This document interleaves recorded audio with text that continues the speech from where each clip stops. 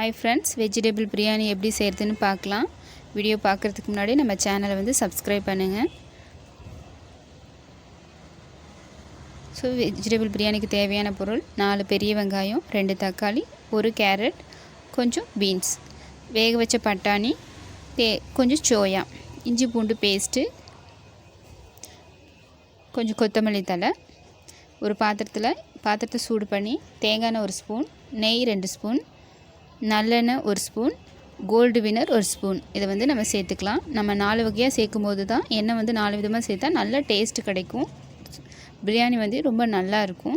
இப்போ வந்து பட்டை, கிராம்பு, ஏலக்காய், பிரிஞ்சி இலை, சோம்பு 1 ஸ்பூனு. சோம்பு பொரிஞ்சதையும் நம்ம வந்து வெங்காயத்தை சேர்த்துக்கலாம்.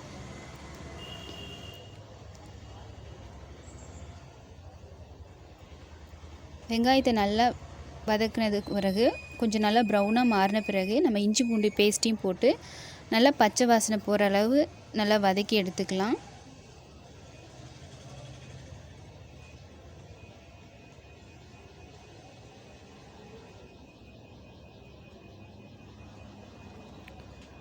இப்போ நல்லா இஞ்சி பூண்டு வதக்கின பிறகு பீன்ஸு, கேரட்டையும் போட்டு நல்லா 2 நிமிஷம் அதையும் நல்லா வதக்கி எடுத்துக்கலாம்.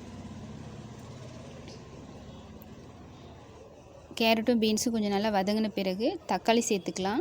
தக்காளி வதங்கிறதுக்காக தேவையான அளவு உப்பு சேர்த்துக்கலாம். தக்காளி நல்லா கரைஞ்ச பிறகு 1/2 டீஸ்பூன் மஞ்சத்தூள், 1 டீஸ்பூன் மிளகாத்தூள், பிரியாணி மசாலா 1 ஸ்பூன் இதை போட்டுட்டு 1 நிமிஷம் நல்லா எண்ணெயிலே நல்லா வதக்கி விட்டுக்கலாம். இப்போ இந்த டைமில் வந்து வேக வச்ச பட்டாணி, சோயா இதையும் நல்லா சேர்த்து நல்லா கிளறி விட்டுக்கலாம். கொத்தமல்லி தழை இதெல்லாம் எல்லாத்தையும் சேர்த்து நல்லா மிக்ஸ் பண்ணிக்கலாம். ஃபஸ்ட்டு மிக்ஸ் பண்ணிவிட்டு ஒரு 5 மினிட்ஸ் நல்லா வதக்கி விட்டுக்கலாம்.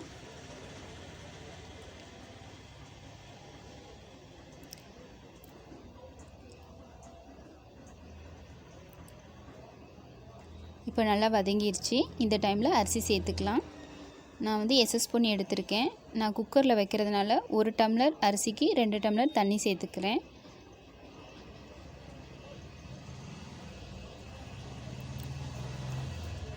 தேவையான அளவு அரிசி சேர்த்துக்கலாம். அரிசி சேர்த்த பிறகு இதை வந்து நல்லா கிளறி விட்டுக்கலாம்.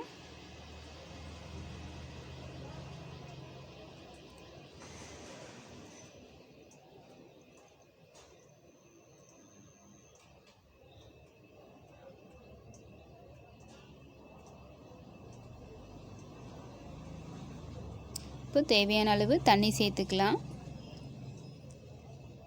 லாஸ்ட்டாக 1 ஸ்பூன் நெய் சேர்த்துக்கலாம்.